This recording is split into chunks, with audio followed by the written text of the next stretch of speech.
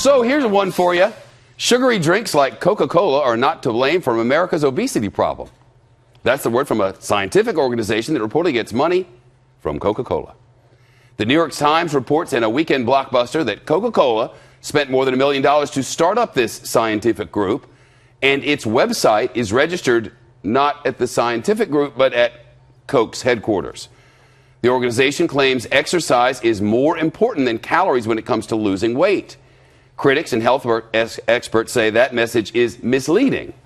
We reached out to Coca-Cola for a response. They've not gotten back to us. Kennedy's here.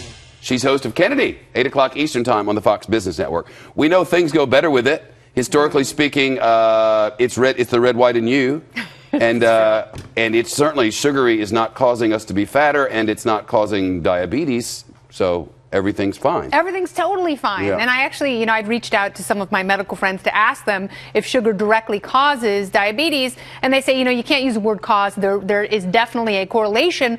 But it's certainly true that the more calories you put in your body, the more obese you will become. And the thing about sugary drinks, trust me, I love Coca-Cola.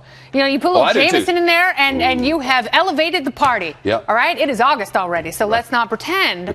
But the more, if you have condensed calorie food or beverage like Coca-Cola, you're going to get heavier faster. Do I think that sugary soda should be vilified? No. People have to take responsibility for what they put in their bodies, but corporations, any entity who's claiming to do scientific research has to be ethical and operate transparently. And we rely on science, most of us, to know what the facts are so that we can make decisions for ourselves and our families. It's actually very brilliant marketing on the part of Coca-Cola, because they realize that if someone hears that there is a scientific study behind a purported fact, then they take that, they internalize it and take it to be true. And, you see what's happened with GMOs. So if people hear that sugary sodas are going to make you fat, they will no longer buy sugary sodas. So what Coca-Cola has decided to do is use that science in their favor, and if only they could find a few scientists willing to report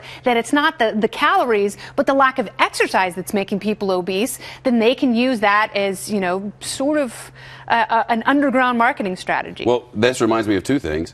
The article in the New York Times this weekend pointed out reminds you of exactly what the tobacco industry did back in the day, and more recently it also reminds you of what the climate deniers or climate change deniers are doing as well. Yeah, that's the first thing I thought is there's so much adulterated science out there that people are no longer going to trust the scientific method at all when it comes to disseminating information.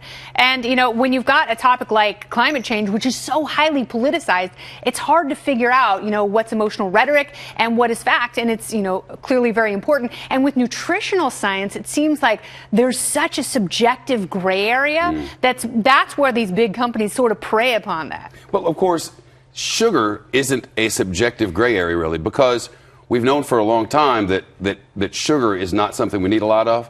And the sugar lobby is so strong, if you ever watched Fed Up, the documentary with Katie Couric, you'd know.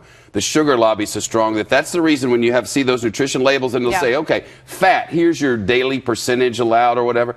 They don't do that with sugar because Big Sugar said no. Try taking sugar away from a carbohydrate addict. It's very, very difficult. It's one of the hardest things to break. I think that, I quit smoking when I was 19 years old. I think I would have a much harder time giving up sugar because it is like heroin, and it's very difficult to get that out of your body. And I know for a fact that exercise does a lot, but changing your diet does so much more than exercise ever will. And that's why it's so difficult for people because, we don't take enough responsibility for what we put in our bodies. You wonder if there'll be a backlash against Coke for this. I wonder. I kind of doubt it, frankly, but I wonder.